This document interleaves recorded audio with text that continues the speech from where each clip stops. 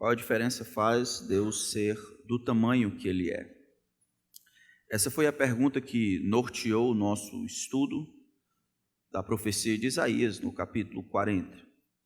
Nós vimos que naquele momento o povo estava recebendo promessas de julgamento, não somente a nação de Israel, mas muitas outras nações. E o povo agora, pensando no que está por vir, o cativeiro babilônico e todas as desgraças que o Senhor estava anunciando, eles estavam preocupados. Será que o Senhor ainda se importa conosco? Será que o Senhor liga pelas aflições que nós passamos aqui?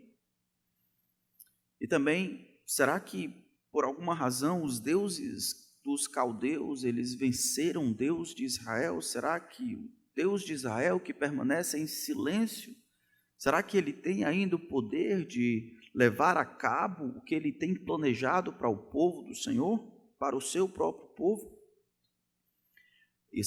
Essa pergunta foi respondida em Isaías, capítulo 40, versículo 1 até o versículo 31. O Senhor responde dizendo que Ele, é claro que se importa com o seu povo. É claro que Deus tem um interesse pela sua criação. E aí Ele responde a segunda pergunta falando sobre o tamanho dEle. O Senhor Deus, o grande Yahvé, Ele responde esta pergunta sobre o poder dele para levar a cabo a história humana, cuidar, proteger e ainda utilizar Israel, dando esperança para eles, elevando-se acima dos outros deuses.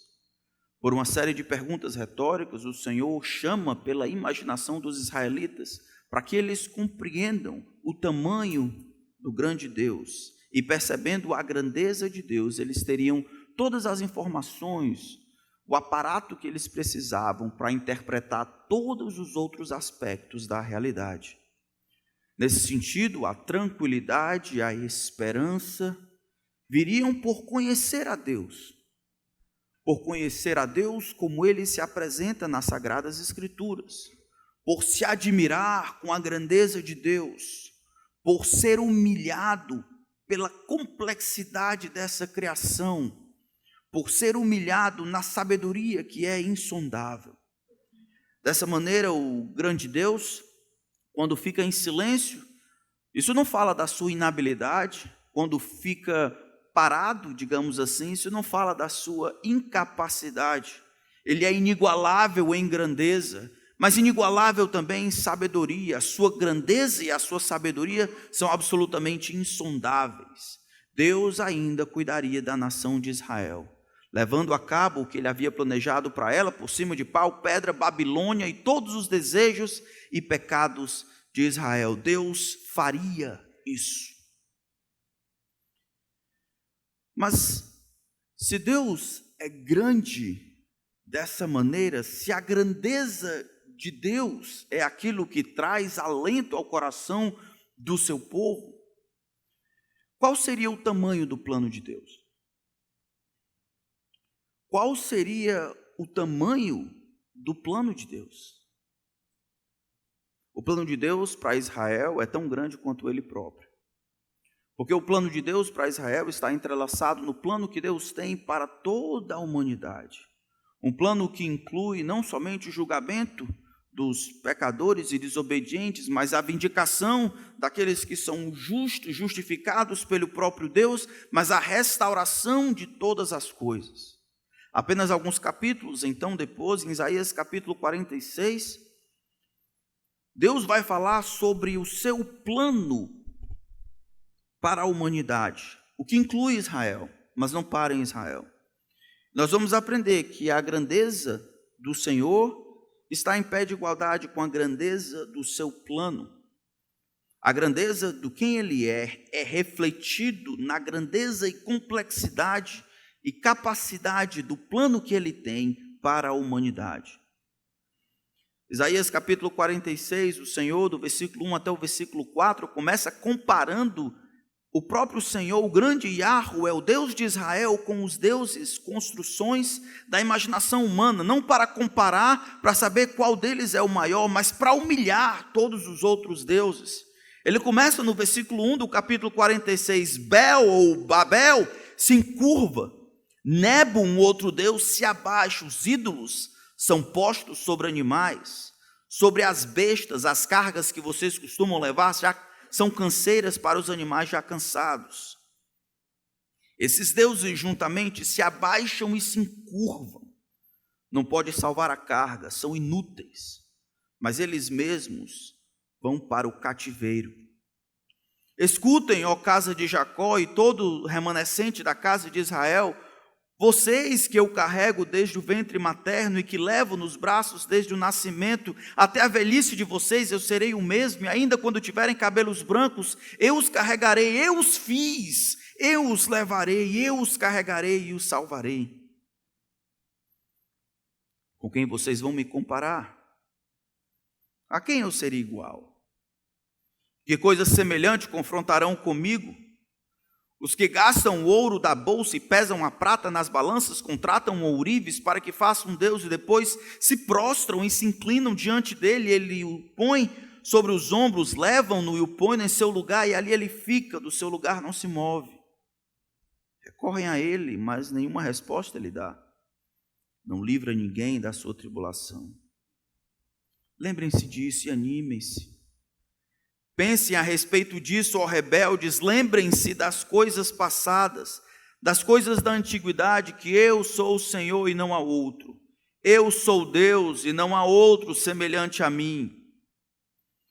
Desde o princípio anuncio o que há de acontecer, e desde a antiguidade revelo as coisas que ainda não sucederam. Eu digo, meu conselho permanecerá de pé, farei toda a minha vontade.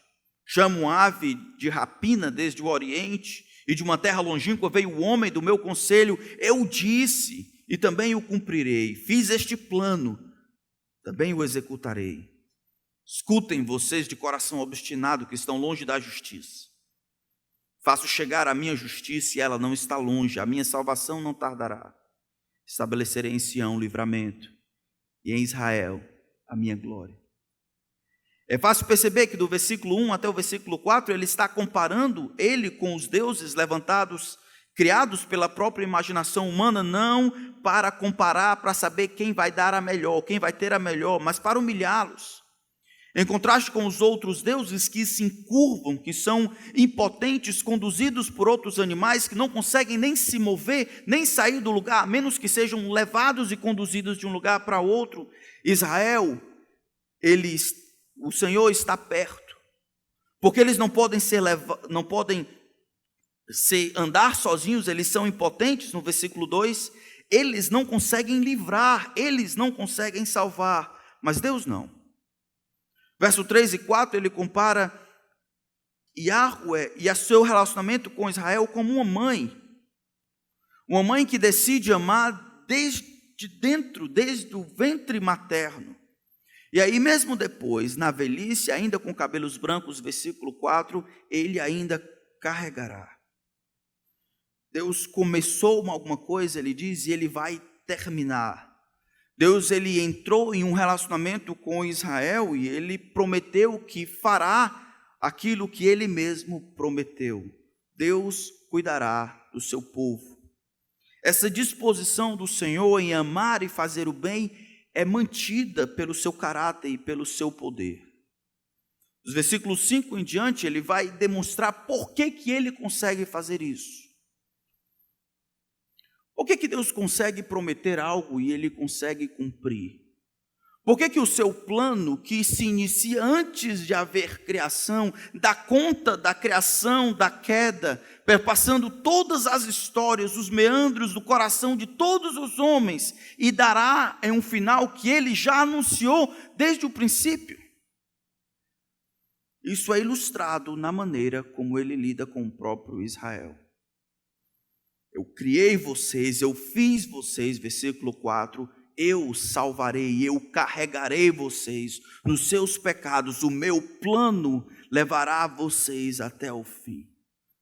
Porque o plano de Deus, ele está em pé de igualdade com a grandeza de Deus. A capacidade do Senhor de planejar não está desassociada com a capacidade de Deus em executar. De novo, ele retoma a pergunta retórica com o versículo 5, com quem vocês vão me comparar? para que eu lhe seja igual. E aí no versículo 8 em diante, ele dá as razões por que Deus cuidará dos seus até o fim. Por que Deus cuidará dos seus até o fim? Lembre-se das coisas passadas, versículo 9. Das coisas da antiguidade, que eu sou Deus e não há outro. Eu sou Deus e não há outro semelhante a mim.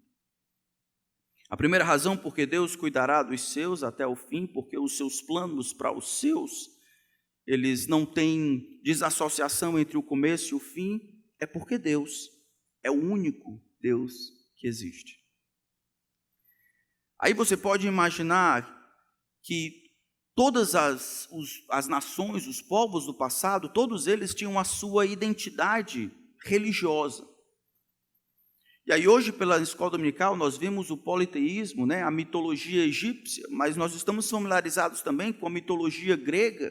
Paulo, lá em Atenas, atenienses, em tudo eu vos vejo acentuadamente religiosos, passando e observando os objetos do vosso culto. Está dentro do coração humano a busca pelo eterno, algo que ele não consegue encontrar em si, mas deseja, busca. Mas na realidade dos fatos, só existe um Deus.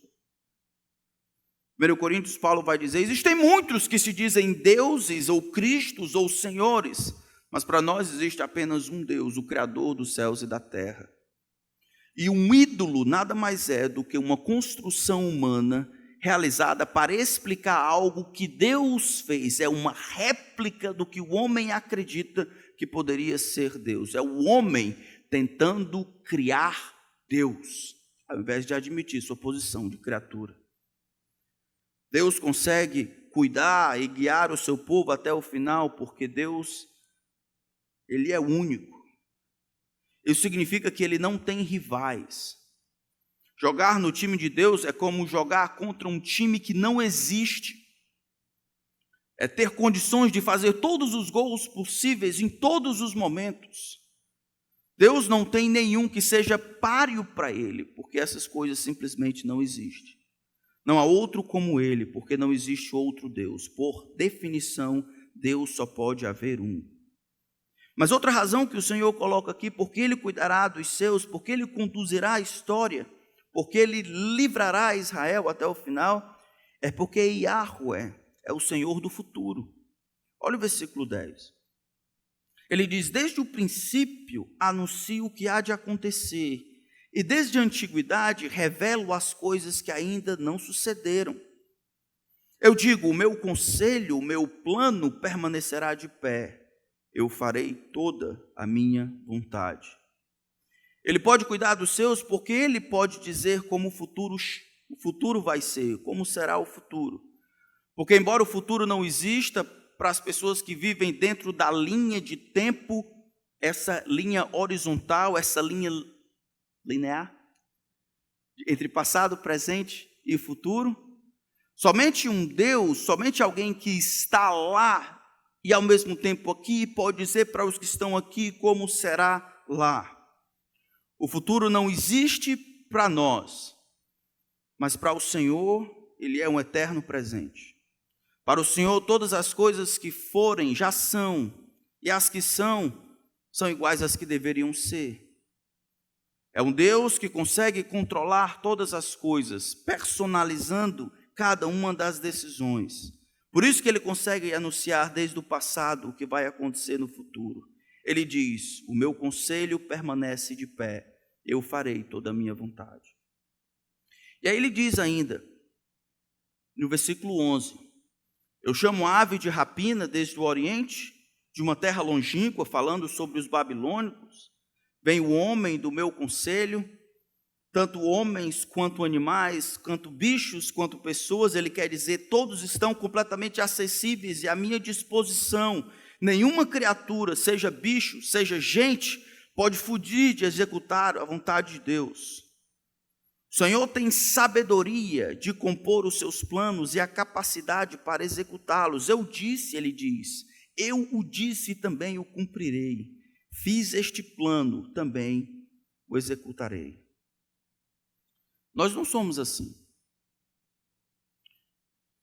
Os homens não são assim. Às vezes nós temos até a habilidade de construir grandes planos, mas esses planos, quando são submetidos à realidade, faltam-nos os recursos de realizar. É só pensar nas reformas. Tantas vezes as reformas não são limitadas pela habilidade do arquiteto de pensar grande, mas pela habilidade do que vai reformar de pagar grande. Nós estamos acostumados a pensar e conceber uma determinada coisa, e mesmo que haja limites, a gente nem consegue chegar ao limite, porque nós somos limitados pelos recursos que temos em executar. Mesmo quando projetamos, no entanto, essas coisas grandiosas, não projetamos de uma maneira sabiamente perfeita. Outras pessoas poderiam fazer melhor. É de novo, só olhar nessas questões de reforma. Alguém faz uma determinada coisa, passa-se um pouco de tempo, alguém mostra uma outra possibilidade de fazer, de alcançar um determinado objetivo muito mais rápido, bem melhor, mais barato, mais bonito. Só Deus consegue encontrar as duas coisas. Essas duas qualidades, atributos de Deus vão como mão e luva. Ele não faz qualquer coisa, ele faz a melhor coisa possível. Dentro de todas as variáveis, ele escolhe uma que é a mais perfeita e sábia de todos. E ele não encontra problemas e recursos para fazer com que este plano perfeitamente planejado seja também perfeitamente estabelecido. Ele planeja e ele de fato executa. Não existe nada que o Senhor não poderia fazer que não fez querendo fazer. Não existe nada que ele incluiu no seu plano simplesmente porque foi de qualquer jeito. Deus não faz gambiarra. Ele não se encontra em determinada situação que ele precisa fazer um arranjo para resolver.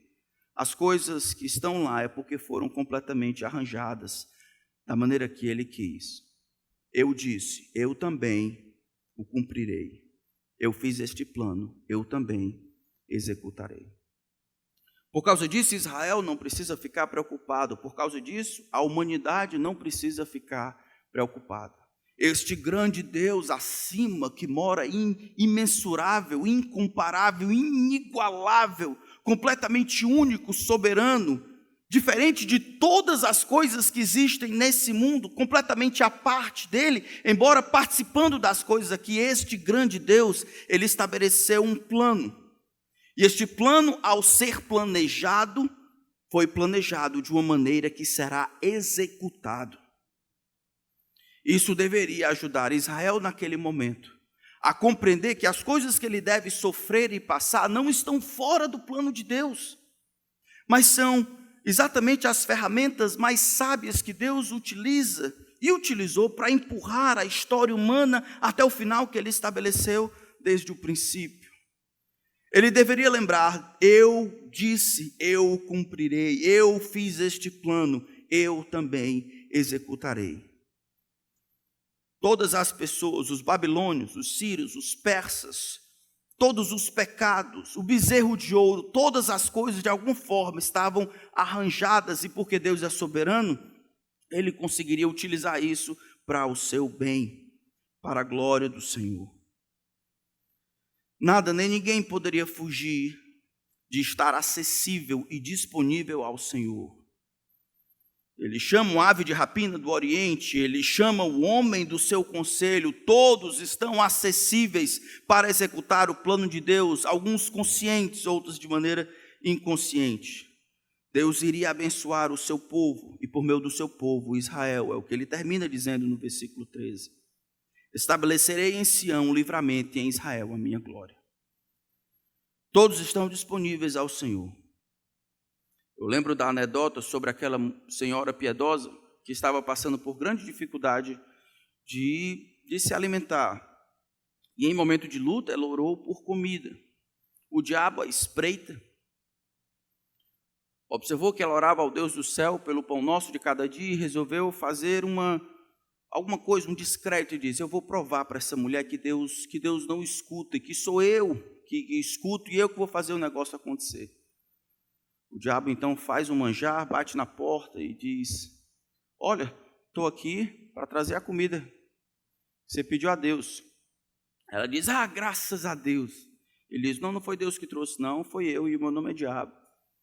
Ela diz: graças a Deus, aleluia. E o diabo ficou sem entender. Ela diz: não, é porque é assim, quando Deus quer, até o diabo obedece. E é exatamente isso. Sem saber, as pessoas cumprem o plano de Deus. Sem saber, as pessoas realizam o que Deus planejou. Devemos ser como aquele homem que compreende o plano de Deus de uma maneira tão clara que ele cai da escada, levanta, tira a poeira e diz: ainda bem que terminou.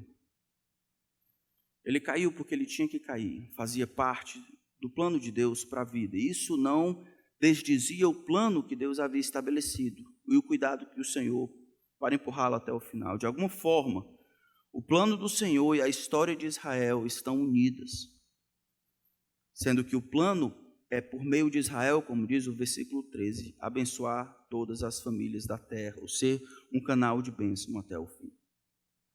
Qual o tamanho do plano de Deus? O tamanho do plano de Deus é o tamanho dele mesmo.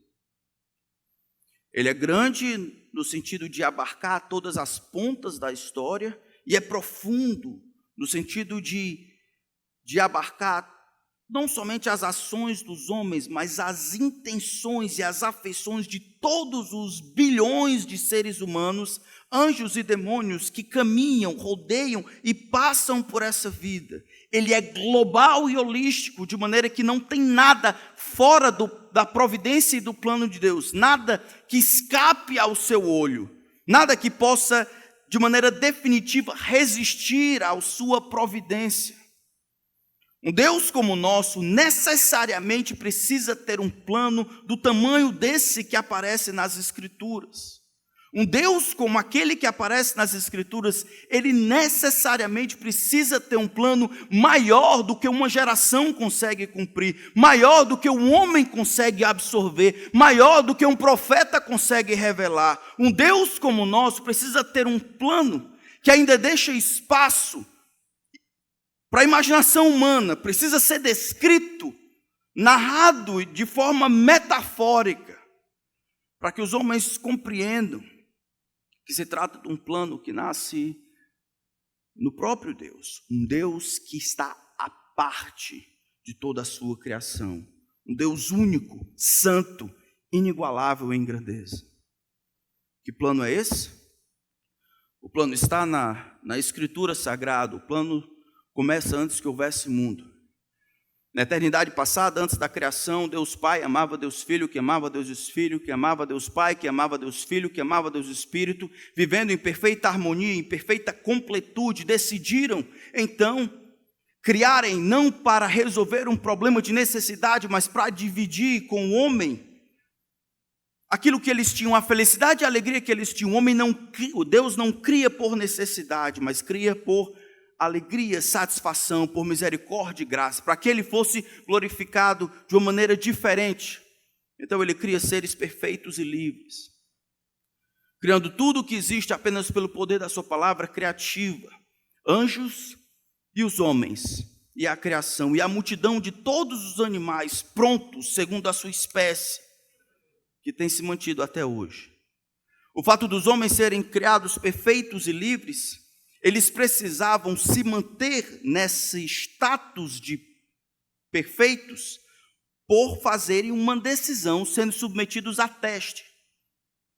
No jardim, então, perfeitos como estavam lá, Adão e Eva precisavam demonstrar que iriam confiar no Deus que os havia criado e havia colocado eles no jardim, queriam confiar nele, não comendo da árvore do conhecimento do bem e do mal.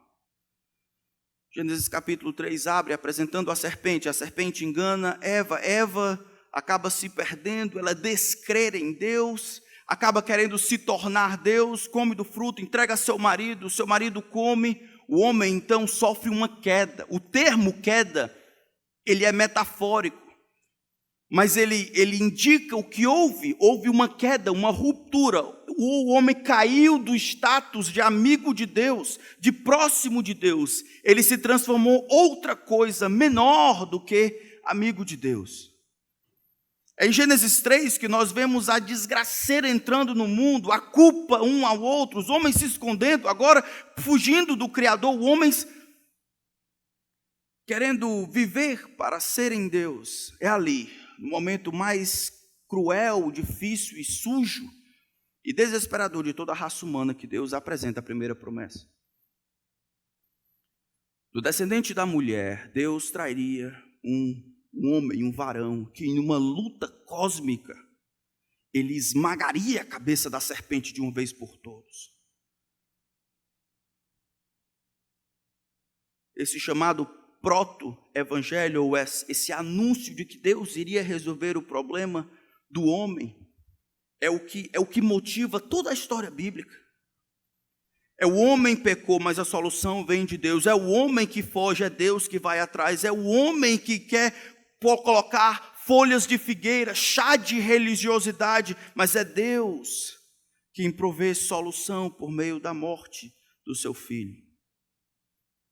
Daí para frente, no capítulo 4 até o capítulo 11, nós vemos de todos os ângulos que o homem está completamente pervertido.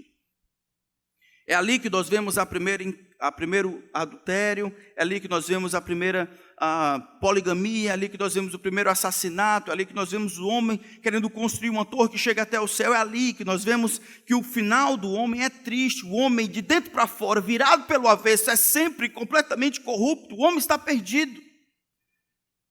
Mesmo quando Deus destrói todo mundo e começa de novo com Noé, Noé, um pecador, entra na arca, Noé sai da arca como um pecador e tudo volta.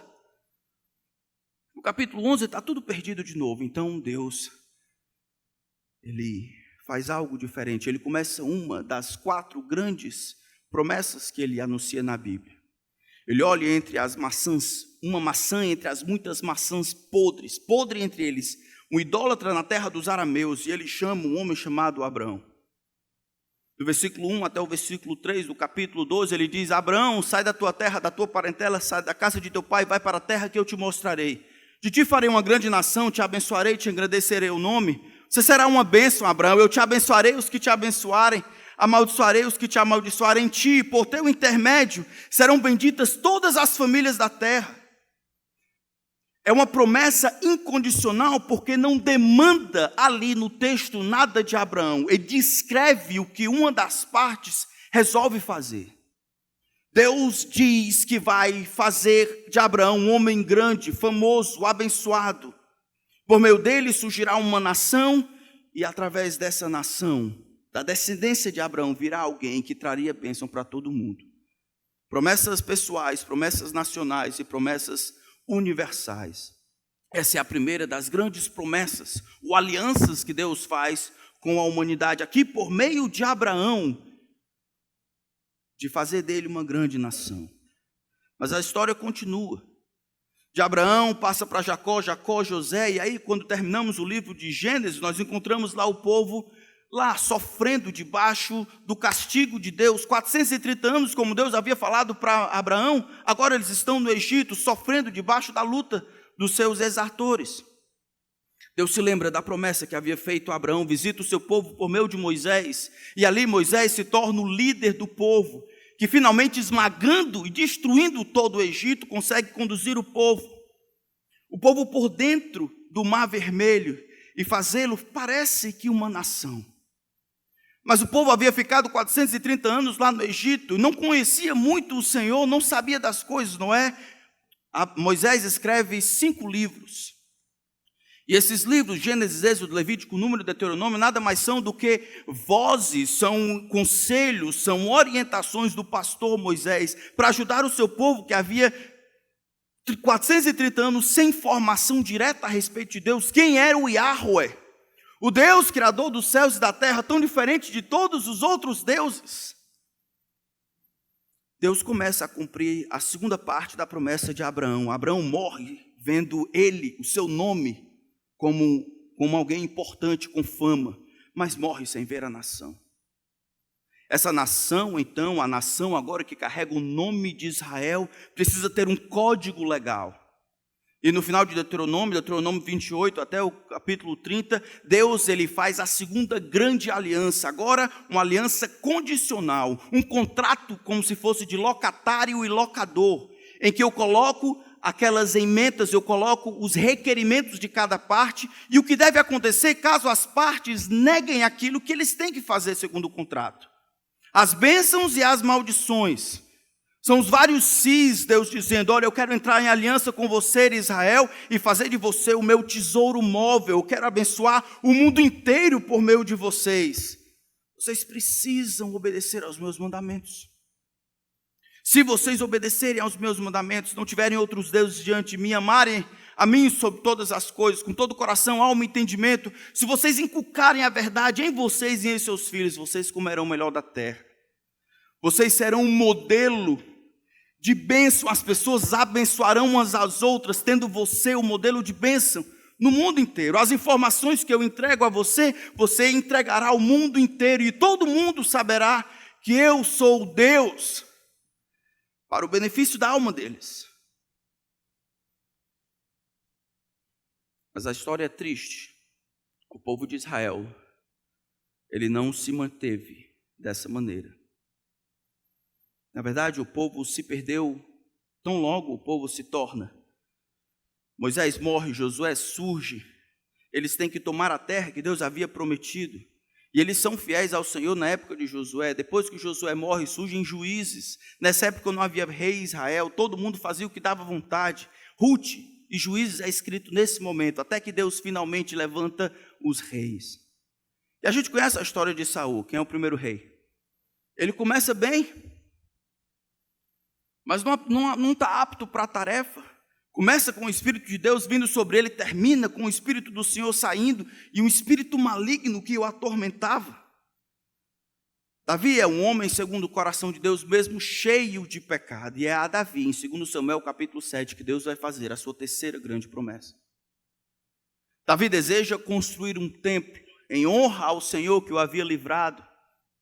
Deus diz que isso não será assim, Salomão vai fazer. Mas ele promete, olha, da tua dinastia, da tua linhagem, um descendente real, Davi, de você virá o Messias.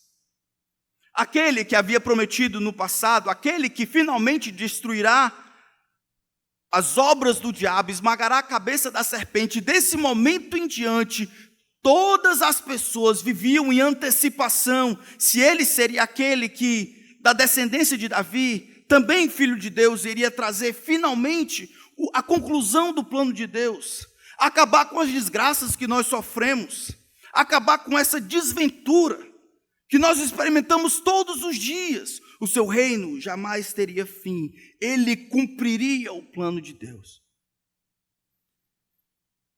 O povo vai ter que esperar um pouco. Temos Davi, depois tem Salomão. Salomão termina muito mal. Roboão, o reino é dividido, reino do norte, reino do sul. Reino do norte, nenhum rei prestou.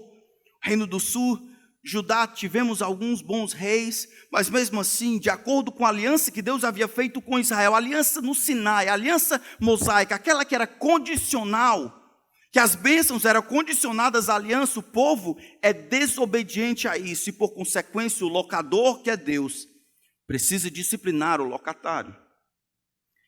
Israel vai ter que ser enviado para a Babilônia. Nesse momento que Deus levanta os seus profetas. Os profetas, o texto diz, levantando de madrugada, quiseram ajudar o povo a retornar. A mensagem era uma só: arrependam-se. Vocês combinaram com Deus que iriam obedecer aos seus mandamentos, lembra? Ele acordou com vocês que protegeria, guiaria, ajudaria, amaria, carregaria vocês até o final, desde que vocês obedeçam aos seus mandamentos. Voltem para Ele. Mesmo hoje, se vocês se arrependerem dos seus pecados, se o pecado de vocês for como a escarlata, Ele tornará branco como a neve. Voltem para Ele. Voltem para o Senhor. Ainda há esperança. Ainda há esperança. Mas os profetas não querem vir. Os livros históricos do Antigo Testamento, 1 e 2 Samuel, 1 e 2 Reis, 1 e 2 Crônicas, todos dedicam atenção a esse momento. a esse momento em que Israel está no fundo do poço. Nos piores momentos de Israel, onde o plano de Deus parece que está por um fio, porque o objeto do amor e do cuidado de Deus parece que está entrando num buraco sem saída. Deus, ele amplia o seu poder e a sua grandeza, demonstrando que isso estava dentro do script, que ele é capaz e suficiente até de dar conta da idolatria, da avareza, da maldade, da perversão de Israel, e promete, olha, por meio de Ezequiel ele diz: eis que vem dias, Ezequiel e Jeremias 31, que eu farei uma nova aliança. Essa é a última das grandes alianças do passado. Eu farei uma nova aliança com a casa de Israel e com a casa de Judá. Não a aliança que eu fiz com os seus pais lá no Egito, quando os tirei do Egito, porque eles profanaram o meu nome. A aliança que eu farei com eles é completamente diferente. As minhas leis eu imprimirei na sua mente e no seu coração. Eu tirarei o coração de pedra e colocarei um coração de carne, disposto, afeiçoado a obedecer ao Senhor. O problema de Israel era o seu próprio coração. Deus promete que vai mudar o coração para que o povo obedeça. O problema nunca foi as leis de Deus tão claras para que o povo obedecesse. Os problemas sempre foi a indisposição do coração para obedecer ao Senhor. É como vocês, todos nós que somos pecadores. O problema não está na lei do Senhor. O Senhor ordena que todos nós nos arrependamos dos nossos pecados e creiamos em Jesus. Essa é a solução que o grande Deus estabeleceu para um problema que eu e você criamos, junto com o nosso pai Adão. Mas você não quer crer. Quer resolver os problemas do pecado com chá de boa obra e religiosidade. Quando o problema de pecado se resolve com derramamento de sangue inocente do Cordeiro de Deus. O problema é o homem, mas a cura viria do próprio Deus. Deus faria uma nova aliança. Deus traria o povo de volta para si. Deus modificaria. Essa é a grande trama divina. O Antigo Testamento termina com o povo de Israel se perdendo. Neemias, Esdras reconstrói o templo, mas não é como deveria. Na verdade, depois da Babilônia, depois do exílio da Babilônia, o povo nunca mais, até no século passado, ele nunca mais retorna a ser uma nação sem estar debaixo de servitude. Vindo, porém, a plenitude dos tempos, o Novo Testamento se abre com a palavra evangelho. Marcos capítulo 1, versículo 1 diz: início do evangelho de Jesus Cristo, o Filho de Deus. E a apresentação nos 4 evangelhos é a apresentação de Jesus Cristo, o Messias prometido, a conclusão do plano de Deus, aquele que finalmente as expectativas de todos os homens piedosos no passado. Ele é a conclusão de Abraão, ele é a promessa dada a José e a Jacó, ele é a antecipação do reino prometido, ele é Siló, aquele que deveria vir a esse mundo para reinar sobre todos e trazer informação, conhecimento, bênção para todas as nações. Ele é o Cordeiro que foi morto. Então Jesus vive uma vida perfeita. Ele morre numa cruz. Ao chegar aos céus, ele envia o outro Consolador que trabalha no coração dos discípulos, dando para eles uma mensagem para que haja arrependimento, para que remissão de pecados seja recebida pela crença no nome de Jesus. E aí o livro de Atos comenta que os discípulos, depois de terem recebido o Consolador, o Espírito Santo, com essa mensagem, com ousadia, eles se espalham para alguns nunca mais se verem antes. Essa é a missão de Deus. Isso é a conclusão do que Deus tem prometido há muito tempo atrás. Esse é o flow do plano de Deus. A minha vida tem que ser como um rio que deságua no mar do plano de Deus, ao invés de ser paralelo. E a história da igreja primitiva é a história de mártires que morreram por causa da causa de Cristo, que entenderam a grande trama divina e se colocaram dentro dessa trama e não a parte dela. Se não na frente, como facilitadores. Se não na linha de frente, na retaguarda. Ou em frente, ou atrás, ou no meio, mas nunca acima, nunca abaixo. As igrejas são plantadas e as várias cartas do Novo Testamento explicam isso. São cartas pastorais para as dificuldades que as igrejas estão surgindo. Essas comunidades agora não formadas por judeus e gentios, que, embora não sejam da nação de Israel, eles, pela fé, partilhando da mesma fé de Abraão, são herdeiros da mesma graça de vida. Nascem de novo, como nasceu Abraão, que foi justificado pela fé. São filhos de Abraão, conforme a promessa. E então, finalmente, o último dos seus apóstolos recebe uma visita de um anjo enviado por Jesus para contar para ele as coisas que em breve devem acontecer. Como se conclui a trama divina? O livro de Apocalipse mostra que o rei, que um dia foi, ele vai voltar. O Senhor vai cumprir as promessas incondicionais que fez ao Israel nacional. No tempo que nós chamamos de milênio, aqui, nesse chão. O mundo e o mal serão punidos de uma vez por todas. Os santos, você e eu, que não viveram tudo o que poderiam viver nessa vida por causa das limitações do nosso próprio coração e das outras sobre nós, todos os santos de todas as épocas, de todos os lugares, serão finalmente ressuscitados e vindicados. Os santos receberão um novo corpo, todos ao longo da história, todos aqueles que não se dobraram ao Senhor, por não terem considerado o que Deus dizia em sua palavra, irão perecer eternamente no lago que arde com fogo e enxofre.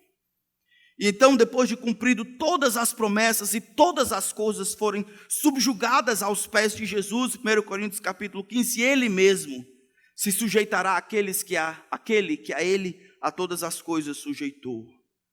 O próprio Filho se sujeitará a Deus. Então Deus será tudo em todos. E é assim que finaliza a história. A grande trama divina. Isso é o que Deus tem feito na história desde a primeira criação. E é isso que Ele vai fazer na segunda, quando Ele determinar que fará novos céus e nova terra nos quais habita justiça. Observar as múltiplas variáveis e o controle do Senhor sobre todas as coisas deve nos conduzir aos nossos joelhos. Que grande Deus é esse? Que grande Deus é esse que dá conta de tudo e de todos? Que grande Deus é esse que tem um plano do tamanho de sua pessoa? Meus irmãos, há algumas aplicações. Daqui a alguns anos, se o Senhor não retornar para me buscar, eu vou morrer, ou irei servir em outra congregação, e depois de alguns anos eu vou ser esquecido.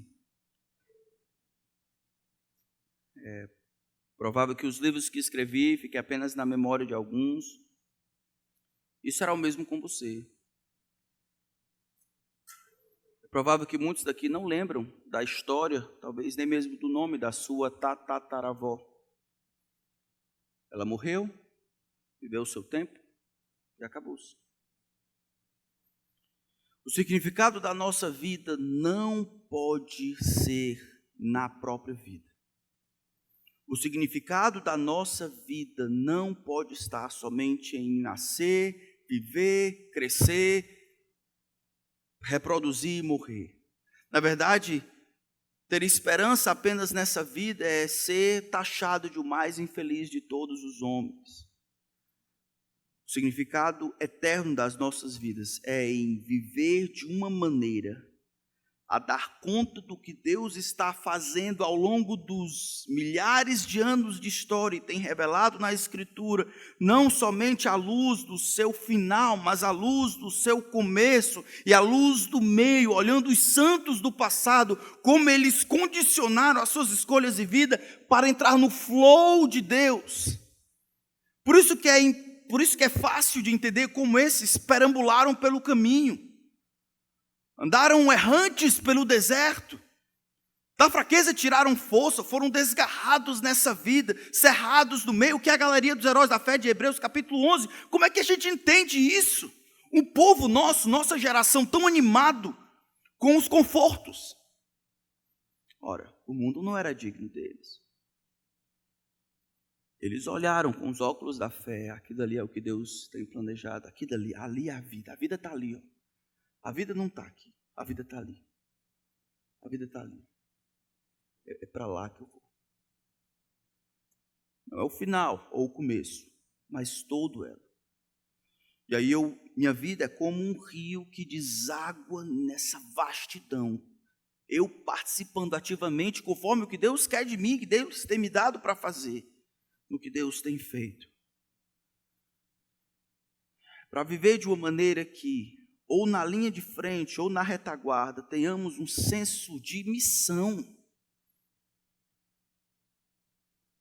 Ao invés de estarmos tateando, parece que às vezes a gente está tateando, aí eu faço qualquer coisa que daqui eu não tivesse aquele senso de responsabilidade, aquele senso de missão, de viver com um propósito palpável, viver para a glória de Deus, mas isso é vasto demais. É viver como solteiro, é viver como casado, é como pai, é como filho, é como estudante, é como trabalhador, é como empresário, é como professor. Toda essa multiplicidade, ela é grande, mas não é grande o suficiente para não caber dentro do plano de Deus. Você tem um aspecto significativo, eterno, que Deus tem permitido e dado para você realizar. Não a parte do fluxo da vida de Abraão, Isaac, Jacó e todos os outros, mas dentro. Dentro. Porque se não for assim, a gente está perdendo a vida. Todos nós deveríamos desejar o que o nosso Senhor fez. Em João capítulo 17, versículo 4, ele olha para a vida e diz: Senhor, eu te glorifiquei na terra. O quê? Completando a obra que me confiaste para fazer. Mas isso é Jesus. Segundo Timóteo capítulo 4, ele fala para o seu amigo Timóteo: já agora a coroa da justiça está proposta. Eu combati o bom combate. Eu completei a carreira. Eu guardei a fé. Estou pronto para morrer. Eu fiz o que Deus esperava de mim, o que Deus me empurrou para fazer, o que Deus, por sua graça, me impulsionou para fazer. E eu morro bem. Eu morro pronto. Mas saber também dessa grandeza do plano de Deus deve nos dar confiança. Confiança de que as coisas não estão à revelia, os governos, o nosso governo, as injustiças, as dificuldades, elas não estão à revelia, mas foram perfeitamente orquestradas por um Deus que é poderoso e sábio. Quando eu digo poderoso e sábio, é que ele poderia ter feito diferente e escolheu não fazer. Eu digo que é sábio, é que ele poderia ter planejado diferente, mas escolheu não fazer.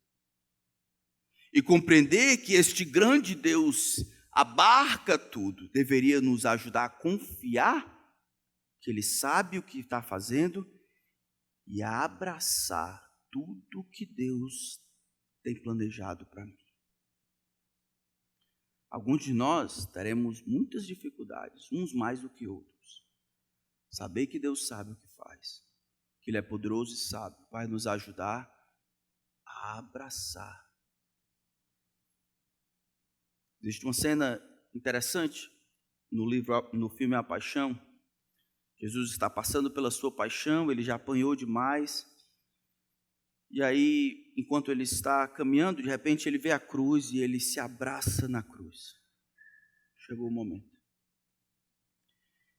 E aí, aquele que está do lado, ele realmente não entende. O que é isso? Você se abraça ao seu instrumento de tortura. A ideia que ele quer passar é isso mesmo. Eu me lanço, não contra, mas para aquilo que o meu Deus tem planejado para mim. E eu faço isso de maneira grata.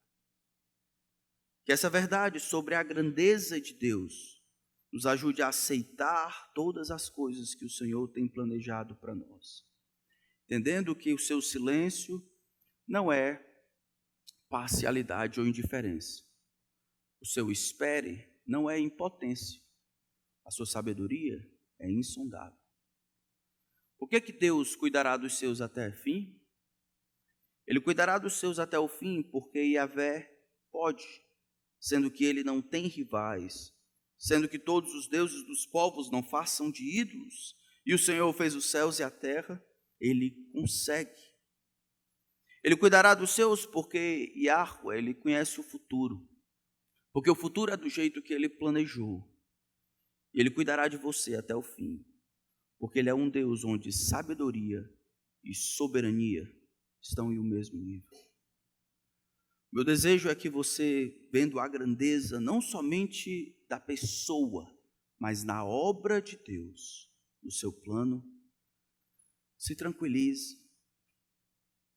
Lembre que você não é o centro de nenhuma história, e nenhum livro você é o personagem principal. Na sua própria história, na história da sua família, é Deus quem deseja ser o centro das atenções. Todas as vezes que eu e você quisermos ser o centro das atenções, o personagem principal da nossa história, nós estaremos usurpando uma prerrogativa divina. No plano de Deus, convém que ele cresça, que a gente diminua. Amém? Vamos orar. O Senhor é maior do que a nossa mente consegue abarcar, e nossa alma cora de vergonha. Porque quem somos nós, Senhor? Quem somos nós para decidirmos como se a vida nos pertencesse? Quem sou eu e quem são os meus irmãos para acharmos que somos donos de alguma coisa? Quem somos nós para esquecermos que é o Senhor quem sustenta toda a vida? É o Senhor quem tem elaborado um plano, e eu não tenho voz para dizer como as coisas devem terminar, como devem ser no presente. Perdoa-nos, Senhor. Perdoa-nos porque nós gostamos de viver a nossa história. Gostamos de fazer as coisas que são melhores para nós, de acordo com o nosso olhar. Nós nos achamos sábios, capazes e poderosos, quando na verdade o tempo varre a nossa vida. A nossa vida é como um sopro que aparece por um instante e logo se dissipa. É o Senhor que permanece para sempre. É o teu plano que será realizado. O Senhor terminará aquilo que começou. O Senhor será tudo em todos. O Senhor e o teu Cristo receberão toda a atenção. Um dia, tudo e todos que existiram e passaram por essa terra, toda a criação, no céu, na terra e debaixo da terra, se prostrará diante do Senhor e reconhecerá que só o Senhor é Deus, para a glória de Deus Pai. Ensina-nos, Senhor, que nós não precisamos de coisas portentosas, nós não precisamos de coisas emblemáticas. A tua pessoa e o teu plano devem ser suficientes para nós. A tua pessoa extraordinariamente inigualável e o teu plano que abarca em todas as direções, todas as coisas, tem que ser suficiente para nós. Peço que nos ajude a nos adequarmos, porque nós somos pecadores. Peço que nos ajude a nos dobrarmos, porque nós precisamos da tua ajuda. Em nome de Cristo. Amém.